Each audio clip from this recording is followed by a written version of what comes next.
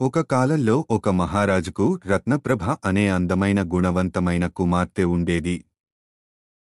ఆమె సౌందర్యాన్ని చూసి అనేకమంది యువరాజులు పెళ్లి చేసుకోవాలని ఆశించారు. అయితే హిరణ్యసురుడు అనే భయంకర రాక్షసుడు ఆమెను అపహరించాలని ప్రయత్నించాడు. ఒకరోజు రాక్షసుడు రాజమహలంపై దాడిచేసి రత్నప్రభను తన గుహకు తీసుకెళ్లాడు. రాజ్యం విషాదంలో మునిగిపోయి రాజు తన కుమార్తె కోసం సహాయం కోరాడు. వీరసింహుడు అనే ధైర్యవంతుడు యువరాజు రాణిని రక్షించేందుకు బయల్దేరాడు.